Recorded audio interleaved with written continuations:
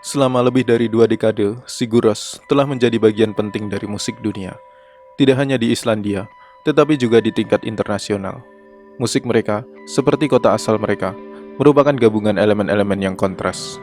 Musik mereka menghantui sekaligus membangkitkan semangat, seperti kontras antara musim dingin yang keras di Reykjavik dan musim panas yang cerah. Dalam kasus band ini, ketidaktahuan dapat mendatangkan kebahagiaan dalam mendengarkan sebuah musik. Saya tidak pernah sempat belajar bahasa Islandia. Begitupun saya menduga sebagian besar pendengar Siguros tidak pernah mengerti bahasa Islandia. Islandia, kampung halaman mereka, sepertinya hanya identik dengan biok, suhu dingin yang parah, dan lokasi syuting Game of Thrones. Atau untuk kalian yang menyukai sepak bola, mungkin mengenal Joy Goodmanson, yang merupakan pemain sayap dan bermain untuk tim Burnley di Liga Primer Inggris. Namun, selain 340.000 orang senegaranya, hanya sedikit di antara basis penggemar Siguros yang berbicara dalam bahasa mereka. Jonsi, vokalis Siguros, ketika bernyanyi, kalian mungkin tidak akan mengerti sepatah kata pun dari apa yang dia katakan.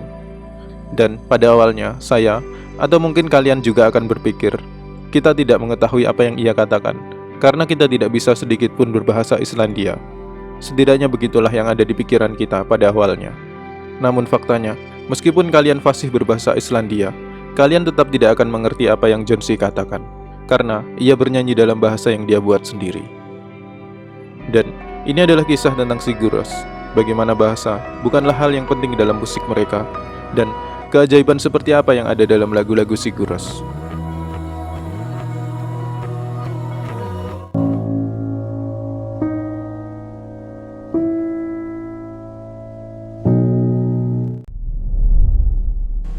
Januari 1994, Jonsi, Holm, dan Gunnarsson membentuk Siguros di Reykjavik.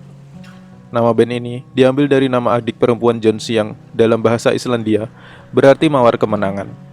Siguros menandatangani kontrak rekaman dengan label Betes milik Sugar Cube dari Islandia, karena mereka mengira vokal falsetto tersebut akan menarik bagi penggemar remaja pada saat itu. Pada tahun 1997, mereka merilis Fun.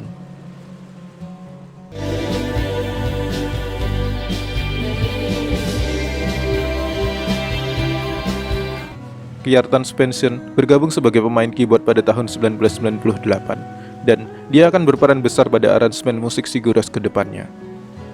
Siguros mulai dikenal dunia lewat rilis album keduanya, Agetis Byrjun. Sejak rilisnya pada tahun 1999, reputasi album ini menyebar dari mulut ke mulut selama 2 tahun berikutnya. Segera para kritikus di seluruh dunia memujinya secara berlebihan, dan band ini mendapat pujian dari artis-artis terkenal semacam Radiohead, Coldplay, dan David Bowie.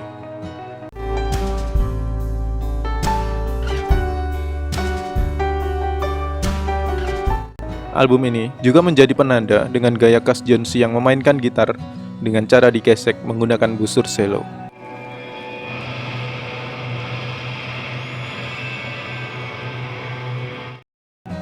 Pada tahun 2002, album lanjutan mereka yang sangat dinantikan para penggemar, album ini hanya diberi judul kurung terbuka dan kurung tertutup, yang sebenarnya dibaca untitled atau tanpa judul. Senada dengan judul albumnya, semua lagu di album ini tidak diberi judul. Meskipun band ini kemudian menerbitkan judul lagu di situs web mereka. Semua lirik pada untitled dinyanyikan dalam bahasa Finlandska, juga dikenal sebagai Hoplandic, sebuah bahasa tanpa makna semantik yang menyerupai fonologi bahasa Islandia. Dikatakan juga bahwa penggemar diharapkan menafsirkan makna liriknya sendiri yang kemudian dapat ditulis di halaman kosong di buklet album. Pasca merilis Untitled, mereka merilis Stuck pada 2005. Album ini menandai puncak popularitas Siguros. Lagu Hopi Pola yang berarti melompat di genangan air menjadi salah satu lagu paling dikenal dari mereka.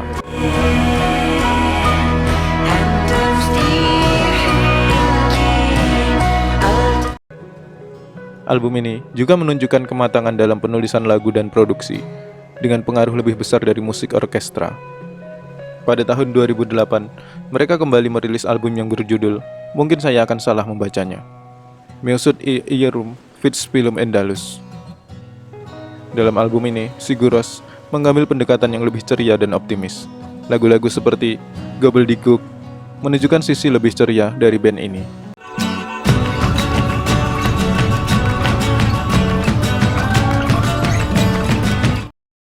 sementara masih mempertahankan elemen suara atmosferik yang khas. Sementara itu pada tahun 2013, album baru mereka, Kefauver, dirilis dan album ini menandai perubahan besar dalam arah musik mereka. Dengan suara yang lebih gelap dan lebih berat, Kefauver menunjukkan sisi eksperimen dari Sigur Rós. Lagu-lagu seperti Brainstain,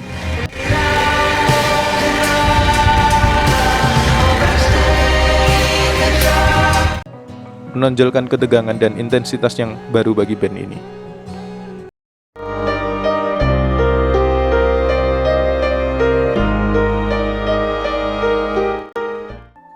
Salah satu aspek menarik dari Sigur Rós adalah penggunaan bahasa yang mereka ciptakan sendiri, yaitu Hoppelandic.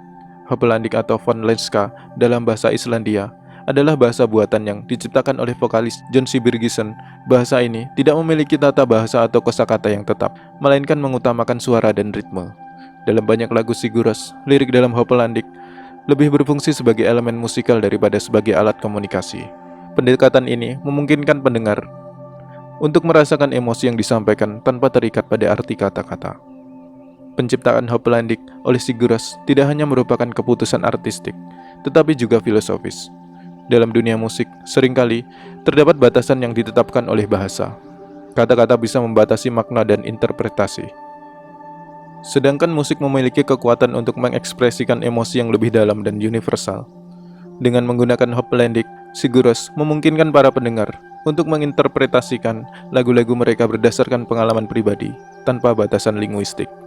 Penggunaan bahasa ini juga menciptakan jarak antar pendengar dan konteks budaya tertentu. Masyarakat seringkali terikat pada bahasa ibu mereka, yang dapat mempengaruhi cara mereka memahami dan merasakan musik. Dengan Hoppelandic, Sigur Rós menciptakan ruang di mana semua orang dapat terhubung dengan musik mereka tanpa memandang asal-usul dan latar belakang budaya. Hoppelandic menyelaraskan dengan melodi dan irama musik. Dalam banyak lagu, vokal Jonsi berfungsi sebagai instrumen tambahan, mengalir dengan aransemen orkestra yang megah. Misalnya dalam lagu Siglopur, vokal Jonsi mengalun lembut, seolah mengikuti aliran musik yang luas dan mendalam.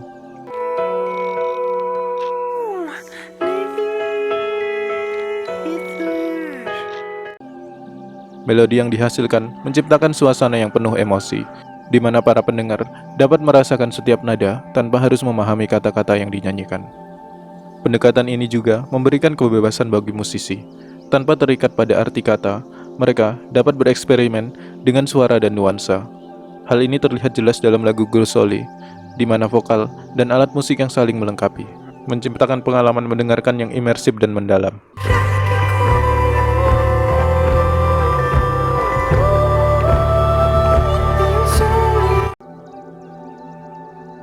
Dalam konteks ini, Hoppelandic bukan sekedar bahasa.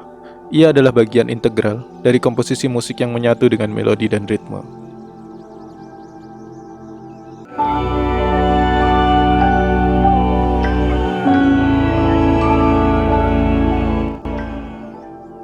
Mereka dikenal dengan suara atmosferik yang mendalam, melodi lembut yang berbadu dengan vokal Jonsi yang khas. Seringkali dalam Hoppelandic, bahasa buatan yang menekankan perasaan daripada makna, menciptakan pengalaman mendalam bagi pendengar. Album seperti Agetis Birjun dan Tak mendapatkan pujian luar biasa.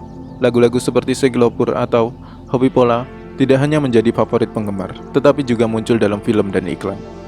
Sigur Rós telah mempengaruhi banyak musisi di seluruh dunia, menggabungkan elemen ambient, rock, dan klasik melalui penampilan di festival-festival besar. Mereka terus menjelajahi batas seni musik. Struktur lagu-lagu Sigur Rós seringkali tidak konvensional. Banyak lagu mereka dimulai dengan perlahan, membangun ketegangan sebelum mencapai puncak yang dramatis.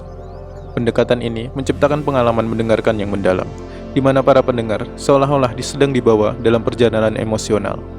Dalam dunia yang seringkali dipenuhi dengan kebisingan, musik Sigur Rós mengajak kita untuk merenung, merasakan, dan terhubung dengan diri kita sendiri dan lingkungan sekitar. Dengan komitmen mereka terhadap seni dan lingkungan, Sigur Rós tidak hanya menyajikan musik yang indah, tetapi juga menjadi suara bagi perubahan positif di dunia. Jadi, jika kalian suka dengan video ini, mengapa tidak menekan tombol like dan subscribe, dan mencoba membagikannya agar saya tidak tergantung pada YouTube untuk merekomendasikan video saya.